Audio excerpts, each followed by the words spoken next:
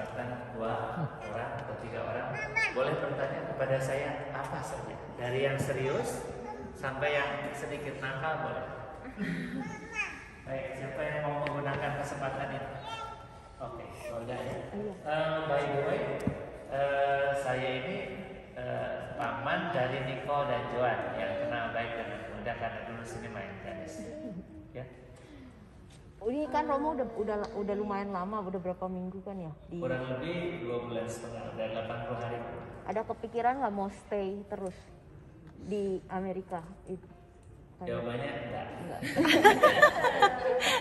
Enggak, karena situasi gereja di Amerika dengan di Indonesia sama sekali berbeda. Ya, jadi dan saya usia sekarang sudah 60 tahun, kadang-kadang lupa usia. Terus jadi imam 31 tahun, jadi sudah tidak lagi merasa akan bekerja di setting paroki.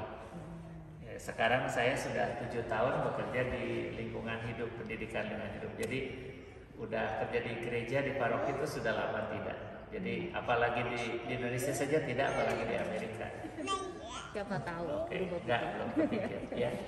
Selama perjalanan 2 bulan ini, apa yang paling berkesan untuk Romo di Amerika yang ternyata bukan yang Romo bayangkan? Yang paling yang positif dulu ya. Jadi kesan positif yang pertama tentang Amerika sebenarnya bukan Amerika, tentang orang Katolik atau bukan orang Katolik, orang Indonesia di Amerika adalah ketika saya ketemu dengan Pak Konsulat Jenderal RI di Los Angeles, ya. Dan Pak Dian mengatakan sesuatu kepada saya yang sungguh berkesan. Dia mengatakan demikian. I'm sorry, I speak in Indonesia. Your wife must translate it later. Next week it will be in English. Dia mengatakan begini, Romo, orang-orang Indonesia di Amerika itu, kami dari Konsulat Jenderal memberi sebutan. Apa Pak? Pejuang. Karena orang-orang Indonesia yang ada di sini, saya kira bukan hanya yang Katolik ya, terutama yang mungkin 20-30 tahun lebih, bukan yang akhir-akhir ini baru datang, adalah orang-orang yang berjuang untuk membangun kehidupan. Mungkin secara individual, ya, untuk punya hidup yang lebih baik. Kemudian menikah misalnya untuk keluarganya. Dan sekarang pada umumnya menetap, bahkan sebagian sudah jadi US citizen begitu ya. Kalau nggak green card, tapi memang sungguh-sungguh saya melihat perjuangan hidup itu. Dan saya di sini kan nggak ada pembantu, sampai usia tertentu juga masih harus kerja, gitu ya. Susah jadi orang kaya di sini di Amerika ini. Tapi Anda semua bekerja dengan luar biasa, mendidik, prioritas kepada keluarga. Buat saya itu suatu yang luar biasa. Jadi Anda semua adalah pejuang. Siapa yang merasa pejuang kalau angkat tangan? Nah, ini para pejuang ya. Yang berjuang untuk kehidupan kita adalah baik, luar biasa.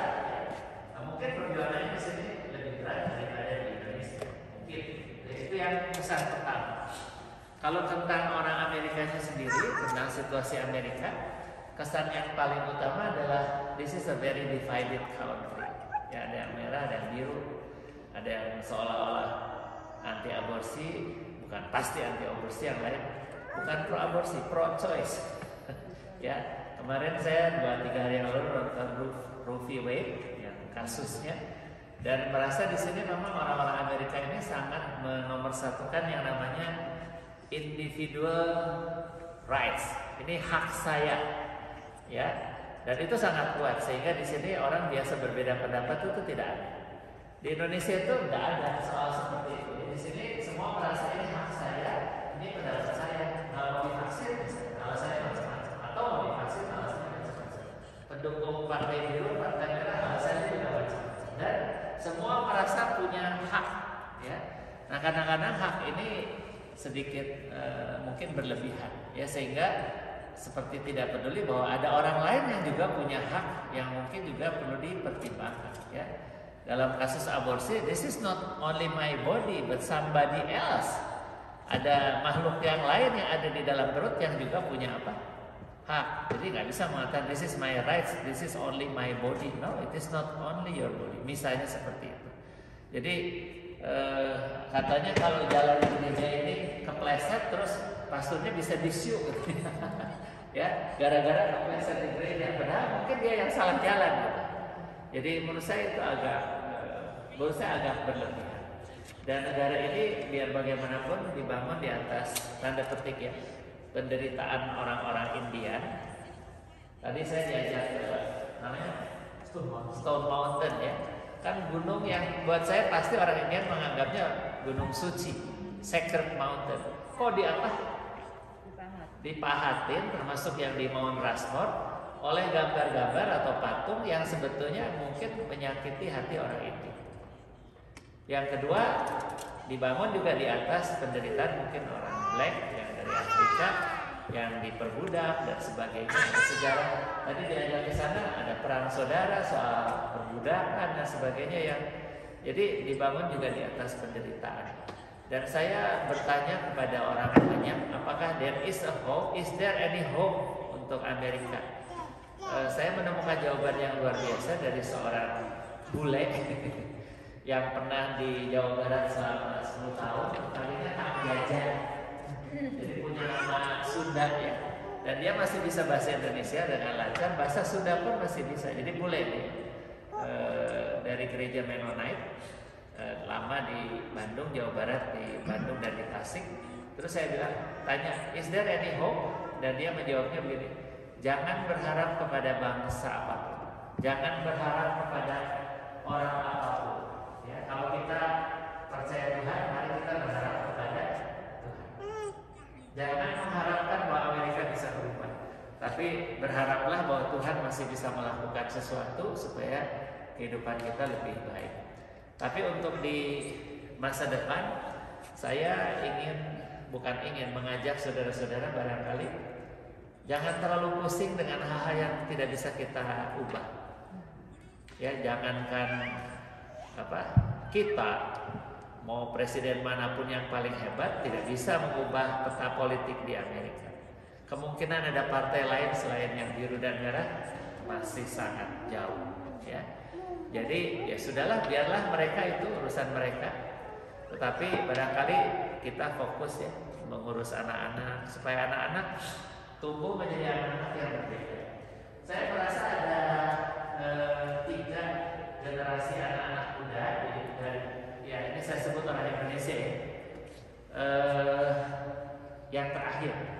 Yang terakhir saya menemukan beberapa orang Indonesia yang baru datang di sini. Mohon maaf, sebagian adalah anak-anak yang orang tuanya punya usaha, punya properti, punya bisnis, punya banyak pembantu gitu. Tanda petik anak-anak orang kaya. Sampai di Amerika mereka belajar di sini. Umumnya tidak betah. Ya, karena di sini hidup belajarnya susah katanya. Terus harus semua sendiri dikerjakan. Ya, lain di Indonesia punya banyak pembantu. Terus saya tanya mau menetap di Amerika, nggak mau, pengen pulang. Ya, di rumah udah ada usaha, udah apa? Jadi tinggal melanjutkan orang tua. Itu tipe pertama. Tipe yang paling banyak adalah yang anak-anak mungkin yang dibesarkan di sini dan mereka juga nggak akan mau pulang. Ya, udah biasa di sini. Sebagian sudah US citizen dan merasa ya hidup di sini yang paling the best for me. Dan saya bisa memahami. Ya, Nicole misalnya keponakan saya pengen ke Bali, Johan tidak. Jadi saya bilang kalau ada kesempatan pergilah. Bahkan saya bilang ke adik saya David dan Mariani, kalau bisa tinggal di Amerika, why not? Saya kira juga suatu kehidupan yang baik. Ya, itu generasi yang biasa saja, yang berjuang, yang kerja di sini, membangun kehidupan, mencari nafkah dengan cara yang wajar dan sehat biasa ya. Tapi saya juga menemukan di Amerika di sini tipe ketiga. Yang pertama tadi mungkin anak orang kaya yang pengen pulang ke Indonesia dan bisa udah punya bisnis sendiri. Yang kedua adalah anak-anak yang tumbuh dan besar di sini dan memang akan hidup di sini. Pulang ke Indonesia mungkin sampai di Jakarta sudah gatel, udah nggak at home ya, kecuali main sekali-kali ke Jakarta, ke Bali. Nah, tipe ketiga saya juga beruntung menemukan beberapa anak muda yang orang Indonesia maupun orang yang mix ya, maksudnya mix ayah atau ibunya orang bule atau orang sini lah ya, Dan tipe ini yang ketiga ini saya menemukan agak lain. Jadi mereka ini tinggal di Amerika, pasti akan di Amerika, tapi tidak ingin tanda petik jadi orang kaya. Mereka punya kepedulian sosial yang tinggi. Ya umumnya bekerja untuk NGO, bantu orang miskin, bantu orang yang nggak punya rumah, gitu. Dan mereka tidak fokus pada diri sendiri. Tentu saja mereka hidup wajar ya. Di sini hidup wajar tuh punya rumah, punya mobil gitu ya, nggak miskin-miskin amat gitu ya. Tapi mereka pengen membantu orang lain. Dan menurut saya itu anak-anak yang luar biasa. Ya ada satu yang saya ketemu itu dua-duanya begitu. Tapi saya lihat ternyata memang ibunya begitu, ibunya orang bule. Ibunya juga bukan orang yang fokus pada mencari karier, ya, tetapi terus-menerus bertanya apa yang bisa saya lakukan untuk orang lain. Tadi saya bilang ke Pak Robert, Pak, kalau kita punya rezeki, punya sesuatu kelebihan, tak waktu, tak uang atau apapun yang keterampilan, mengapa tidak pikir untuk membantu orang? Ya ada banyak yang bisa kita bantu orang lain. Saya ketemu dengan seorang lawyer yang mau jadi lawyer, tapi bukan jadi lawyer yang injury lawyer. Mohon maaf kalau di sini ada yang lawyer ya. Saya ketemu dengan orang Indonesia, Romo saya kemarin tabrakan, terus nggak enak badan, kata lawyernya pura-pura sakit aja ke dokter. Terus akhirnya show gitu ya, uangnya dibagi 3 antara lawyernya, dokternya dan dia. Tapi saya ketemu seorang lawyer yang begini dia bilang, saya jadi lawyer karena apa? Lawyernya juvenile untuk anak-anak yang bermasalah yang masuk ke trial. Kenapa kamu di situ kan nggak banyak uangnya? Dia bekerja untuk pemerintah. Dia bilang saya ingin membantu anak-anak yang mengalami masalah kriminalitas ini supaya bisa berubah hidup dan punya second chance untuk apa? Hidup yang lebih baik. Ya lihat ya, jadi lawyer tapi bukan untuk jadi orang kaya, justru untuk membantu orang lain. Saya juga ketemu orang yang mau jadi dokter di sini. Ya kuliah dokter itu kan susah juga, saya nggak sanggup deh gitu. Tapi kenapa mau jadi dokter? Karena pengen bantu orang lain. Ya, saya ketemu juga pengusaha yang punya usaha di sini, punya bisnis. Kenapa punya bisnis? Dengan lewat bisnis ini saya bisa membantu orang yang butuh pekerjaan. Malah saya pernah mendengar ada seorang pebisnis, orang bule yang dikagumi, bukan yang punya Apple, yang bukan punya Facebook, saya nggak tahu namanya, bukan ya. Saya tanya, mengapa orang itu luar biasa? Karena orang itu punya komitmen. Misalnya di perusahaan dia ada minimum salary, kalau nggak salah dia nyebut angkanya minimum $6.000 untuk pegawai yang paling rendah. Jadi lihat ya, dia mau jadi businessman, tetapi yang bisa menyediakan gaji yang cukup tinggi untuk karyawan-karyawannya. Buat saya itu luar biasa. Jadi kalau saudara mau apa membantu orang lain, saya kira kalau ini umat Katolik di sini masih ke gereja, masih suka berkumpul dan sebagainya, mudah-mudahan bukan hanya untuk kedamaian pribadi. Mudah-mudahan kita diberi semangat untuk membantu orang. Memang membantu orang di Amerika ini tidak mudah. Ya, donation for Christmas. Ada orang yang kemarin saya bertanya, saya tuh pusing katanya, minta baju winter yang baru. Bilang saya sendiri baju winter saya sudah 10 tahun masih saya pakai. Minta PlayStation tipe yang terbaru. Dan yang minta donasi datang pakai BMW atau Mercedes. Dibilang ini gimana sih katanya. Jadi membantu orang di sini pun tidak mudah, ya. Karena banyak orang yang juga memanfaatkan bantuan sosial, bahkan bantuan dari pemerintah, memilih itu karena nggak kena pajak, nggak usah bayar asuransi, hidupnya kalau kerja hasilnya juga malah lebih kecil ya. Maksudnya dipotong pajak, dipotong asuransi dan sebagainya. Sebenarnya hidup dari jadi membantu orang lain ini tidak mudah, tapi saya kira di sekitar kita akan menemukan orang-orang yang butuh bantuan kita. Mungkin waktu kita, bakat kita, ada yang bantu nyanyi, yang bagus lah. Mungkin bantu orang yang baru datang dari Indonesia masih bingung, bantu bagaimana mengelola pinjaman dan kredit scoresnya lebih tinggi.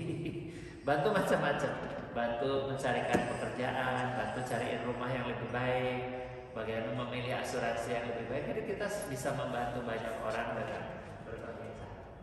Kepanjangan jawabnya Ibu. Terakhir satu lagi. Ada lagi yang? Dari sini belum ada yang lain.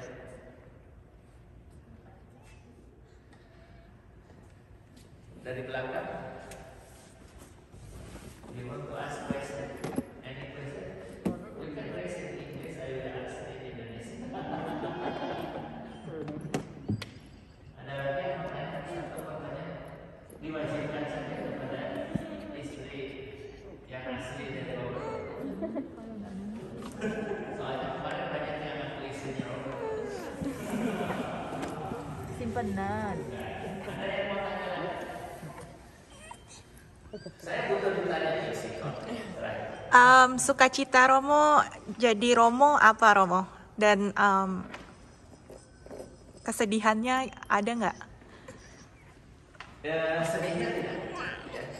Nggak punya istri juga nggak sedih, malah happy. Oh ya. Makanya awet muda. Awet muda ya. Jadi sukacitanya adalah saya sebagai Romo itu mendapat kesempatan untuk menerima kebaikan banyak orang. Ya, seandainya saya Robert punya pekerjaan, ya, punya keluarga, terus saya traveling around the US 4 bulan, kayaknya nggak ada yang bantu ya. Saya sendiri Robert. Nah, di sini saya diterima oleh orang Katolik, oleh orang Indonesia, oleh orang bule, begitu ya. Dan saya mendapat pengalaman yang macam-macam, mengalami kebaikan banyak orang. Di Philadelphia saya tinggal dengan keluarga Islam dan mereka sangat happy. Saya juga merasa diterima luar biasa dengan mereka ya. Nah, kegembiraan itu bisa saya dapatkan sebagai seorang imam. Saya ketemu dengan banyak orang yang luar biasa. Itu saya kira jawabannya. Thank you, Tadi Romo. Bapak mau tanya terakhir ya? Ya, mau tanya apa Pak? Mau tanya sesuatu? Enggak. Oke, baik. Saya ingin menutup dengan mengatakan sesuatu. Jadi ini hari Minggu yang berapa? Minggu depan? Oke, sesuai. Ya, minggu terakhir dari tahun di Turki. Nama lengkapnya apa? Hari Raya Kristus Raja Semesta Alam atau Alam Semesta Alam. Ya. Menurut saya penting sekali melihat bahwa Yesus adalah Raja semesta alam. Ini minggu depan saya masih bisa di sini. Jadi lebih baik kalau buat minggu depan aja ya. Tetapi saya merasa bahwa perspektif itu sangat penting di masa depan. Ya, bahwa Tuhan itu bukan Kristus Raja hidupmu pribadi, bukan Raja hidup untuk keluarga, tapi untuk seluruh semesta alam. Bukan hanya untuk orang Katolik, bukan hanya untuk orang Indonesia, bukan untuk diri pribadi, bukan hanya untuk orang tertentu, tetapi untuk seluruh semesta alam. Di dalamnya apa? Bukan hanya ada manusia, bukan hanya ada orang Indonesia, ada orang Amerika, ada orang Black Amerika, Native Amerika, ada semua orang. Bukan hanya orang, ada saudara banyak memelihara pet, anjing, dan kucing dan sebagainya. Ada pohon, ada serangga, ada segala macam. Nah, 7 tahun terakhir ini saya bekerja di Yayasan Iman Hidup berusaha untuk menghayati ya bahwa Tuhan itu adalah Raja semesta alam, sehingga kita belajar untuk merawat seluruh semesta alam ini dengan sebisa-bisa. Ya, artinya apa? Mungkin minggu depan saya akan ngomong lebih banyak soal seperti itu. Tapi hari ini saya ingin mengajak saudara-saudara untuk semakin membuka hati. Ini tadi pagi seharian saya itu diskusi dan debat dengan teman-teman di Indonesia lewat WA Group tentang nasib teman-teman di Papua. Ya. Jadi teman-teman di Papua ini saat ini masih menderita, masih ada ketidakadilan, masih ada tentara yang nembak dan sebagainya, macam-macam masih terjadi ketidakadilan. Mereka masih menderita di sana. Terus pertanyaannya, orang Papua itu saudara kita atau bukan? Harusnya saudara kita. Tapi bukan cuma orang Papua, orang Afrika yang miskin itu saudara kita. Saudara kita juga kan. Tapi bukan cuma manusia. Kalau alam ini rusak, alam ini saudara kita. Pohon ini saudara kita. Serangga ini saudara kita. Nah, saya belajar menghidupi Santo Fransiskus Assisi yang mengatakan bahwa di depan Tuhan, nah, Tuhan itu kan pencipta ya, maka seluruh yang diciptakan itu adalah saudara. Jadi ada saudara bulan, saudara matahari, ya, saudara burung, saudara ikan, saudara pohon, saudara serangga, dan semua saudara air, saudara tanah. Kalau di sini saudara Partai Republik, saudara Partai Demokrat, ya, saudara yang ini, saudara yang itu, semua adalah saudara. Nah, apakah kita betul-betul berusaha untuk membangun persaudaraan yang sejati dengan lebih saling menghargai, ya, saling menghormati, betapapun kita beda suku, agama, partai, beda pilihan, beda sikap hidup, beda gaya hidup, beda segala macam. Apakah kita ini belajar untuk menghargai? Nah, salah satu tempat di mana di Amerika ini saya belajar soal itu kira-kira di mana? Ada yang tahu atau tidak? Di mana saya belajar untuk menghargai orang lain? Di lalu lintas. Karena saya sudah nyetir, ya, I've been driving for now 6,000 miles. Ya, from Colorado here and going back to Colorado. Dan selama di lalu lintas itu saya belajar untuk ikut aturan, ya, ikut jalur, tidak pindah-pindah jalur semaunya gitu. Dalam rangka apa? Minimum saya tidak mencelakakan orang lain. Ya, saya juga tidak akan celaka. Dan di lalu lintas saya belajar banyak. Selama nyetir udah 1,5 bulan nyetir, kurang lebih 6.000 mil, kalau itu hampir 10.000 km. Itu pulang pergi Jawa berapa kali itu? Surabaya Jakarta Surabaya itu berapa kali-kali. Dan di lalu lintas itulah saya belajar untuk, saya punya jalannya sendiri, masing-masing punya jalurnya, tapi juga menghargai dan menghormati orang lain dan tidak membahayakan orang lain. Dan saya kira selama di Amerika ini saudara-saudara sudah belajar itu. Ya, kerja dengan jujur, tidak merugikan orang lain, mencari nafkah untuk keluarga masing-masing. Syukur-syukur bisa punya rumah yang baik, mobil yang lumayan, ya, hidup yang oke lah, terjamin asuransinya tidak salah begitu kan, bisa terjaga kesehatannya dan bisa hidup rukun sebagai saudara, sekali-sekali vacation, liburan. Itu adalah hak kita semua. Tapi mudah-mudahan kita melakukannya dengan tidak merugikan siapapun. Malahan mudah-mudahan kita bisa membantu orang lain. Selamat hari Minggu dan terima kasih untuk kesempatan sharing dan berbagi pada hari ini.